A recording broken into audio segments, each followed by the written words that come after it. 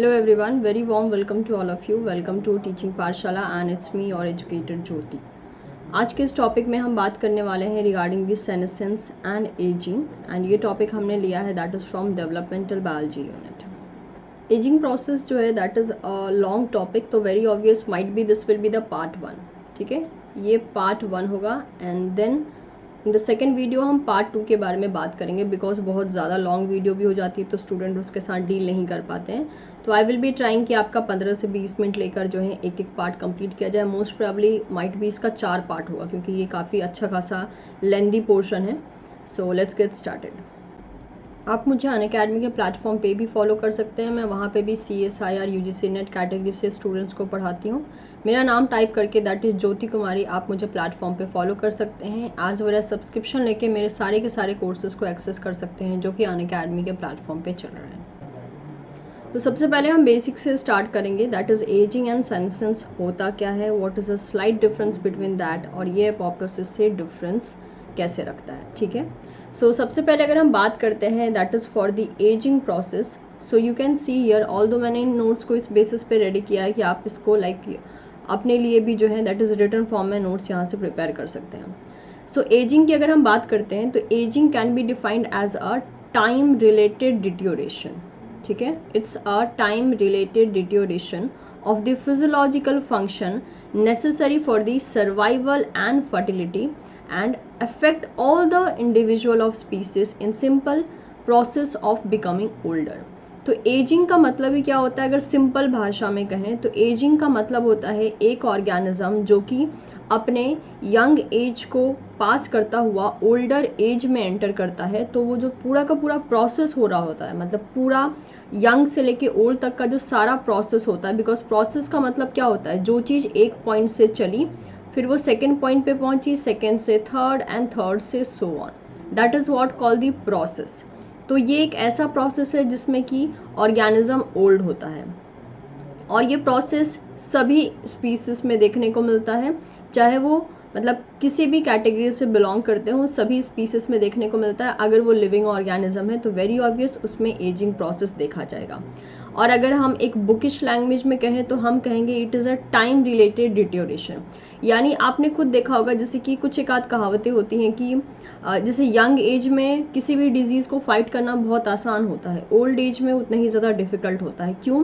क्योंकि टाइम के साथ साथ हमारी बॉडी में जो है बहुत से ऐसे चेंजेस हो रहे हैं जो कि हमारी बॉडी को डिट्योरेट कर सकते हैं, या फिर ओल्ड एज में जाकर वही डिट्योरेशन हमारे लिए क्या करेंगे, दैट इज़ पूरे के पूरे प्रोसेस को स्लो कर देंगे। जो जैसे कि हमारी बॉडी में हो गया रिपेयर प्रोसेस, एंजाइम का फंक्शन करना, प्रोटीन का सिंथेसिस होना, जो कि नॉर्मल मतलब कुछ एक आध प्रोटीन, जैसे कि एंजाइम अगर काम नहीं कर रहा है तो एंजाइम का भी नेचर प्रोटीन ही होता है। तो ये टाइम रिलेटेड डिट्योरेशन का मतलब होता है कोई चीज़ डिट्योरेट हो रही है, किसी चीज़ की फंक्शनैलिटी खो रही है। तो टाइम के साथ साथ हमारी बॉडी में ऐसे बहुत से फिजियोलॉजिकल फंक्शन होते हैं जो कि धीरे धीरे इनएफेक्टिव होते रहते हैं, और ये सारे के सारे फंक्शंस सर्वाइवल और फर्टिलिटी के लिए इम्पॉर्टेंट होते हैं, क्योंकि एजिंग प्रोसेस के साथ साथ ऑर्गेनिज्म का सर्वाइवेबिलिटी भी कम होता रहता है एज वेल एज फर्टिलिटी भी कम हो जाता है। तो अगर हम एक लाइन में इसको पूरा का पूरा अरेंज करना चाहें तो हम कह सकते हैं कि it is a time related deterioration in which organism loss or it will decrease the physiological function of that particular organism. This is what called the aging, और ये survival and fertility को कम कर सकता है। अब इसी के सेंस में एक और वर्ड आता है that is senescence। क्या होता है, तो आप मैक्सिमम जगह पे देखेंगे कि लोग एजिंग एंड सेनेसेंस को दोनों को ही मतलब बहुत ज़्यादा रिलेट करके लेके चलते हैं। अगर एक रफ बेसिस पे कहें तो वो इसको इक्वली लेके चलते हैं, बट यस दोनों में स्लाइट डिफरेंसेस हैं। जैसे कि सेनेसेंस की अगर हम बात करते हैं, so it is a physiological deterioration that characterize the old age. तो सेनेसेंस की हम मेनली जब बात करते हैं तो हम ओल्ड एज पे ज़्यादा फोकस कर रहे होते हैं, क्योंकि सेनेसेंस का मतलब ही होता है कोई चीज़ जो है अपने एंड टाइम में पहुंचना शुरू कर चुकी है। और एजिंग क्या होता है, एजिंग प्रोसेस होता है जो फर्स्ट पॉइंट से चल के सेकेंड पॉइंट पे आएगा, देन थर्ड पे, देन फोर्थ पे, देन फिफ्थ पे। लेकिन हम सेनेसेंस की बात करें तो हम सिर्फ ओल्ड एज को फोकस करेंगे, और जो डिफरेंट कैरेक्टरिस्टिक्स होते हैं जो कि ओल्ड एज में देखे जाते हैं, चाहे वो फंक्शन से रिलेटेड हो चाहे कोई और फिजियोलॉजिकल फंक्शन, उसको हम क्या कहते हैं, that is senescence. So it help in the ageing process. तो आप ये कह सकते हो कि senescence is a part of ageing process, right. ये बोलना एकदम सही रहेगा कि senescence is a part of ageing process, a cellular response that limit the proliferation of a aged और डैमेज सेल। और एज और डैमेज सेल का क्या हो जाता है, that is cellular proliferation limit कर दिया जाता है, रिस्ट्रिक्ट कर दिया जाता है, and this is what call the senescence. In simple terms, ये तो हो गई बुकिश लैंग्वेज की बात। अगर हम सिंपल टर्म्स की बात करें तो ये क्या है, द कंडीशन और the process of deterioration with the age and the loss of cells power of division and the growth. जैसे जैसे हम कहते हैं कि सेल सेनेसेंस फेज में एंटर करता है, वैसे वैसे वो अपनी डिवीजन प्रॉपर्टी लूज कर रहा होता है, division and growth property lose कर रहा होता है। और ये सेनेसेंस एक ऐसा फीचर है जो कि हमें ओल्ड एज में देखने को मिलता है, मेनली कैरेक्टराइज करता है ओल्ड एज को, और ये एक पार्ट माना जाता है एजिंग का। अब इन्हीं के लिए एक और टर्म आता है, दैट इज मतलब कि मिलता जुलता हुआ टर्म जो देखने को मिलता है, दैट इज द एपोप्टोसिस। तो एपोप्टोसिस क्या है, एपोप्टोसिस प्रोग्राम सेल डेथ है, ठीक है। यानी फॉल्टी और एज सेल दोनों का ही डेथ हो जाना, that is what the apoptosis. ज़रूरी नहीं है हमेशा एपोप्टोसिस एज सेल के ही डेथ से रिलेटेड हो, लेकिन फॉल्टी अगर कोई सेल है, मतलब कोई ऐसा सेल है बॉडी में जिसको कि बनना नहीं चाहिए था, या कोई ऐसा प्रोटीन है जो कि मिसफोल्ड हो गया, उसका करेक्शन नहीं किया जा पा रहा है, तो उसको क्या कर दिया जाता है, एपोप्टोसिस के पाथवे में सेंड कर दिया जाता है, and this is what call the programme cell death. Although सब में काफ़ी डिफरेंसेस है और मैंने कोशिश की है उन सारे डिफरेंसेस को डील करने की। उम्मीद करती हूँ ये तीनों टर्म आपके लिए क्लियर हो गए होंगे कि तीनों टर्म का मतलब क्या होता है। एक यहाँ पे लास्ट पॉइंट आप देख सकते हैं, काफ़ी इंपॉर्टेंट बात बोली गई है, there is a no single hypothesis that explain the ageing and senescence. ये अभी फिलहाल का अपडेट हो रखा है कि ऑल्दो एजिंग एंड सेनेसेंस पे बहुत सी अलग अलग टाइप की थ्योरीज हैं जिसके बारे में आज ही हम बात करेंगे, लेकिन एक सिंगल हाइपोथेसिस या एक सिंगल बिलीव आप कह सकते हो वो अभी तक कंफर्म नहीं हो चुका है। बहुत सी थ्योरी दी गई हैं और बोला गया है कि कोई भी इसमें से फॉलो किया जा सकता है, बट किसी के बारे में कट श्योर अभी नहीं बोला गया है कि कौन सा हाइपोथेसिस एग्जैक्ट जो है एजिंग और सेनेसेंस के प्रोसेस को दिखाता है। ओके, नेक्स्ट जो टॉपिक आता है हमारा, that is a maximum life span. What is the meaning of maximum life span? Maximum life span का मतलब क्या होता है, देखिए जरा यहाँ पे, the maximum life span is the maximum number of year an organism of an given species has been known to survive and is characteristic of that species. एक पर्टिकुलर स्पीसीज ऑब्लिक ऑर्गेनिज्म की बात करें तो वो कितने साल तक जी सकता है या कितने साल तक जिया होगा उसने, that is what the maximum life span, ठीक है। जैसे कि अगर हम कहते हैं, अगर मैक्सिमम लाइफ स्पैन की बात करते हैं तो स्पीसीज टू स्पीसीज वैरी करता है। ह्यूमन बींग्स का अलग है, कैट का अलग है, डॉग का अलग है, एलिफेंट का अलग है। सबके जो जीने की क्षमता होती है, मतलब द ड्यूरेशन ऑफ सर्वाइवेबिलिटी, वो वैरी करती है फ्रॉम स्पीसीज टू स्पीसीज, सभी की एक जैसी नहीं होती है। जैसे कि एक 2013 की रिपोर्ट के अकॉर्डिंग ह्यूमंस में जो मैक्सिमम लाइफ स्पैन पाई गई है, समझी गई है, वो है 122.5 ईयर्स की, ठीक है। यानी 22 साल की जो है, दैट इज 122 साल की लगभग एज देखी गई है। मतलब इतने टाइम तक कोई एक, और मतलब कि स्टडी किया गया तो उसमें मालूम पड़ा, 2013 की स्टडी से मालूम पड़ा कि जो एक मैक्सिमम लाइफ हो सकती है किसी ह्यूमन बींग्स की, वो हो सकती है 122.5 ईयर्स। इनफैक्ट और भी बहुत से ऐसे लिस्ट हैं जिसके थ्रू आपको मालूम हो सकता है कि डिफरेंट ऑर्गेनिज्म की मैक्सिमम लाइफ स्पैन कितनी हो सकती है। जैसे कि फॉर एग्जांपल ह्यूमंस के केस में इट्स 122.5 ईयर्स, टॉर्टोइस के केस में दैट इज़ 150 ईयर्स नोटिस की गई है। डोमेस्टिक डॉग जो होते हैं दैट इज़ 20 ईयर्स। देन माइस का जो है, माइस को कहा जाता है कि ये अपना फर्स्ट बर्थडे तक सेलिब्रेट करने के लिए ज़िंदा नहीं रहते हैं, so it should be less than 1 year. And fruit fly mainly 3 month जो है वो उतने तक जिंदा रहते हैं। In wild 90% die as a larva. In fact अगर हम लैब की बात करें तो 3 मंथ तक हम उनको देख सकते हैं कि यस उनकी लाइफ स्पैन होती है। वाइल्ड में भी लाइफ स्पैन 3 मंथ देखी जाती है, लेकिन वाइल्ड मतलब कि अपने नॉर्मल हैबिटेट में रहकर फ्रूट फ्लाई जो है 90% लार्वा का देखा जाता है कि डेथ हो जाता है। और बाकी जो 10% होते हैं वही 10% अपना 3 मंथ का जो लाइफ स्पैन होता है उससे पूरा करने के लिए ज़िंदा रहते हैं। तो ये था concept regarding the maximum life span, because we are studying the ageing and senescence. और हम एज की बात करें तो मैक्सिमम जो लाइफ स्पैन होती है उसके बारे में भी हमें पता होना ज़रूरी होता है। ओके, अब हम बात करते हैं कुछ जीन्स के बारे में, क्योंकि अगर एजिंग की बात हो रही है तो बॉडी में तो ऐसे बहुत से जीन्स होंगे जो कि उसको कंट्रोल कर रहे होंगे, right. So there are total 4 set of genes as well known to be involved in aging and its prevention. अब 4 set of genes पाए गए हैं, although यही 4 जो set of genes होते हैं ये एजिंग में भी हेल्प करेंगे और प्रॉपर बेसिस पे काम करेंगे तो प्रिवेंशन में भी हेल्प करेंगे। And each set appear to be conserve between the phyla and every kingdom. These are the genes encoding, that is first आपका हो जाता है that is DNA repair enzyme. तो ऐसे जीन्स जो कि हमारी बॉडी को एजिंग की तरफ एज वेल एज उसके प्रिवेंशन दोनों में ही हेल्प करेगा, क्योंकि अगर वो प्रॉपर काम कर रहा है तो वेरी ऑब्वियस वो एजिंग को डिले करवाएगा, और अगर वो प्रॉपर काम नहीं कर रहा है तो वो एजिंग को इन्हांस करवाएगा। उस कैटेगरी में जो पहला जीन हमारे पास आता है that is the DNA repair enzyme, ठीक है। तो वेरी ऑब्वियस गाइस ये एक एंजाइम है। एंजाइम यानी मैक्सिमम टाइम एंजाइम्स क्या होते हैं, प्रोटीन्स होते हैं। राइबोसोम्स को अगर हम लीव कर दे तो ये प्रोटीन्स होते हैं, और प्रोटीन्स होते हैं तो वेरी ऑब्वियस उनके पास जो है दैट इज डीएनए से एमआरएनए बना होगा, एमआरएनए से देन प्रोटीन बना होगा, मतलब इनके लिए भी कोई ना कोई जीन्स होते हैं। तो डीएनए रिपेयर एंजाइम्स जो होते हैं पहले जीन की कैटेगरी आती है इन दी एजिंग, ठीक है। डीएनए रिपेयर एंजाइम में भी हम पढ़ेंगे दैट इज रॉस का generation, that is reactive oxygen species का जनरेशन, टेलोमेरेज एंड p53 का एक्शन। जो सेकेंड कैटेगरी आता है that is protein for the insulin signalling pathway. Insulin signalling pathway में पाए जाने वाले ऐसे बहुत से प्रोटीन्स एंड जीन्स होते हैं जो कि एजिंग प्रोसेस में अपना रोल निभा रहे हैं। नेक्स्ट आता है that is mTORC1 signalling pathway. ये भी एजिंग प्रोसेस को टारगेट करता है। mTORC1 पाथवे मेनली आप देखते हैं जब हम रिसेप्टर टायरोसिन काइनेज के बारे में स्टडी करते हैं। रिसेप्टर टायरोसिन काइनेज में एक स्पेशल केस आता है दैट इज AKT पाथवे, जिसे हम PI3 पाथवे भी कहते हैं। उसी का एक एप्लीकेशन सिग्नलिंग पाथवे जो है आप कह सकते हैं that is the mTORC1 pathway, जिसमें कि mTOR जो होता है दैट इज मेमेलियन टॉर के लिए यूज़ किया जाता है। तो ये भी यहाँ पे अपना रोल प्ले कर रहा है एजिंग प्रोसेस में। Fourth is that is the chromatin remodelling enzymes, यानी बहुत से ऐसे प्रोटीन्स होते हैं जो क्रोमैटिन की रीमॉडलिंग में हेल्प करते हैं।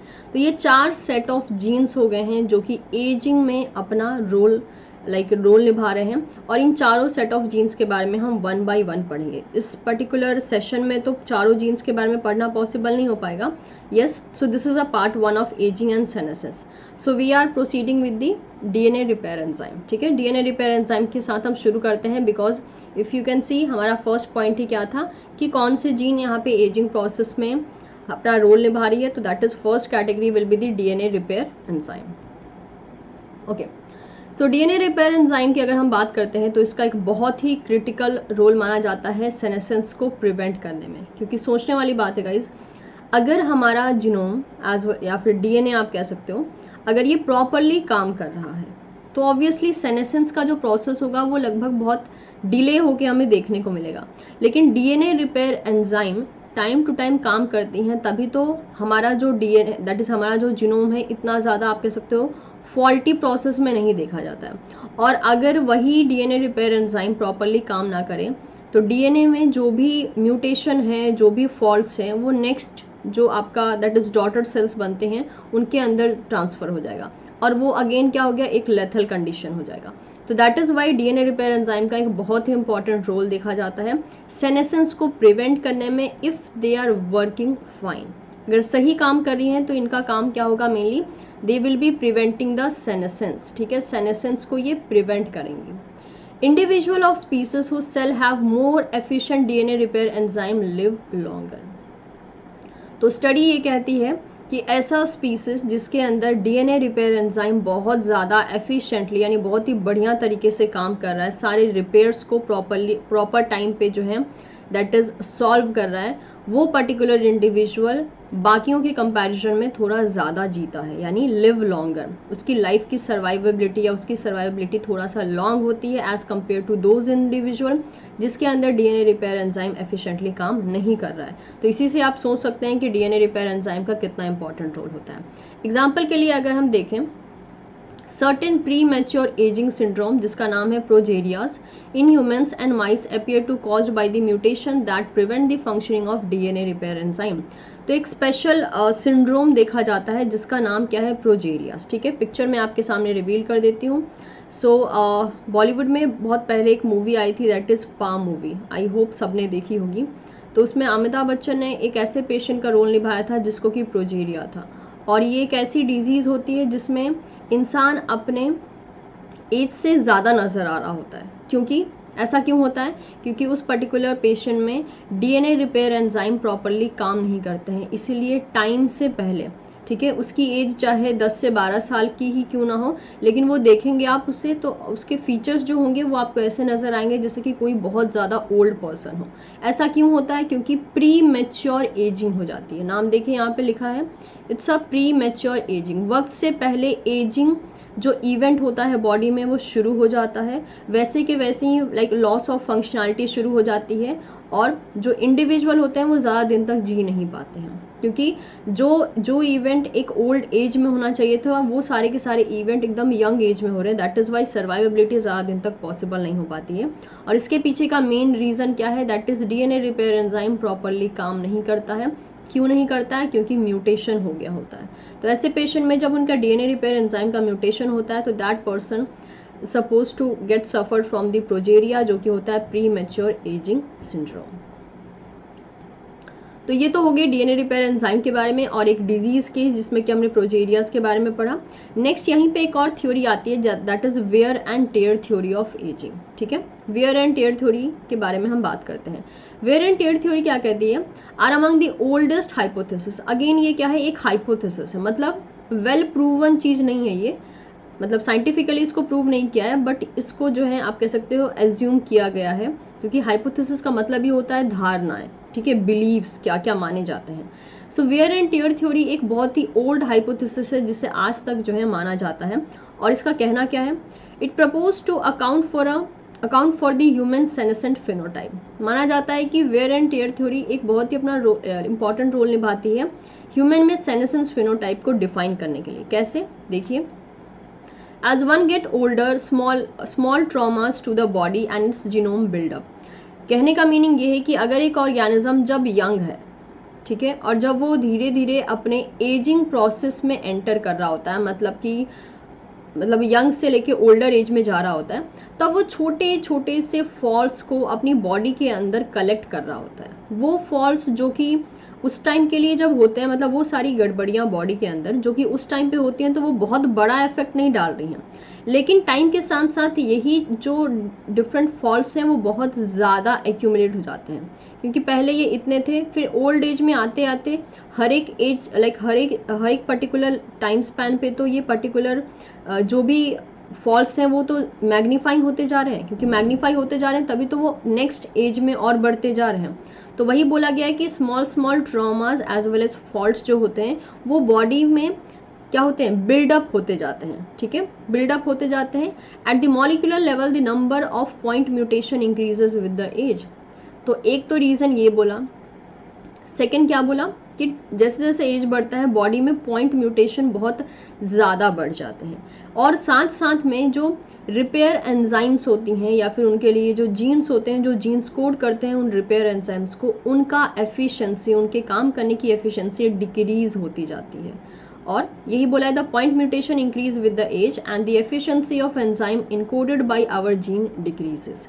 और जो भी एंजाइम बनना होता है हमारी बॉडी में, उस एंजाइम की एफिशिएंसी भी डिक्रीज हो जाती है। तो आप खुद सोचिए, म्यूटेशन रेट बहुत हाई होता जा रहा है ओल्ड एज के साथ साथ, और रिपेयरिंग एंजाइम्स या नॉर्मल एंजाइम्स जो हमारी बॉडी में हमें हेल्दी रखने का काम कर रही थी, वो क्या हो रही हैं? वो उनका जो ओवरऑल काम करने की एफिशिएंसी है वो और कम होती जा रही है। तो वेरी ऑब्वियस, जो भी बॉडी में प्रॉब्लम होगा, जो भी म्यूटेशन होगा, वो करेक्ट तो हो नहीं पाएगा, और as a result of that again the fast that is your ageing process. So if the mutation occur in the gene encoding transcriptional or translational protein, the cell may make an even greater number of faulty proteins. Normally ये माना जाता है कि जो coding jeans होते हैं उनमें mutation rate मतलब कि इतना सिग्निफिकेंटली हायर नहीं देखा जा सकता है, क्योंकि वो ऑर्गेनिज्म को डेथ कॉज करवा सकती हैं.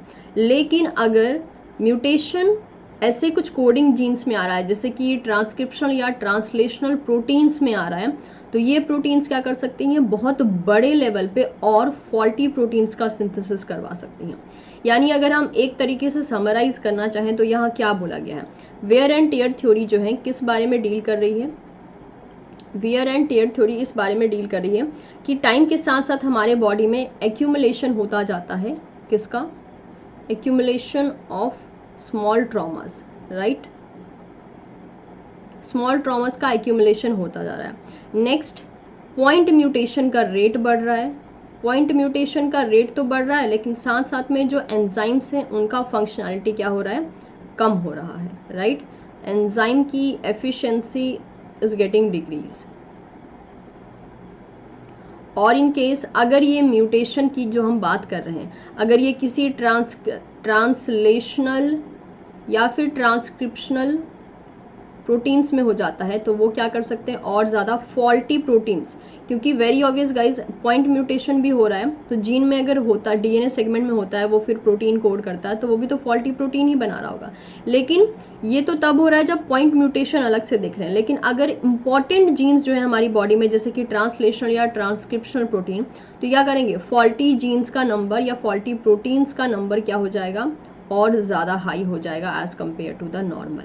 और जितनी ज़्यादा ये सब चीज़ें कलेक्ट होंगी उतना ही ज़्यादा क्या होगा, उतना ही ज़्यादा फास्ट एजिंग प्रोसेस देखी जाएगी. तो ये कहना था वेयर एंड टेयर थ्योरी का. उम्मीद करती हूँ डीएनए रिपेयर का जो भी हमने केस डिस्कस किया वो आपको समझ में आ गया होगा. ठीक है, तो इसका डीएनए रिपेयर का पहला केस आता है, दैट इज़ रॉस का जनरेशन. बट आई गेस ये वीडियो जो है मोर देन 20 मिनट्स का हो चुका है, तो आई थिंक हम रॉस का जनरेशन जो है सेकेंड पार्ट में कवर कर सकते हैं. तो सेकेंड पार्ट में we will be starting with the DNA repair enzyme, ageing process में कैसे हेल्प कर रहे हैं, और स्पेसिफिकली रॉस का generation as well as telomerase and P53 वो अपना काम कैसे कर रहे हैं, that is in the whole ageing process. So stay tune and thank you so much for watching this video. Video अच्छा लगा हो तो इसे लाइक ज़रूर करें. चैनल को सब्सक्राइब नहीं किया है तो सब्सक्राइब कर सकते हैं, and do share it with your friends whosoever is in need of these kind of videos. Thank you so much everyone and stay safe.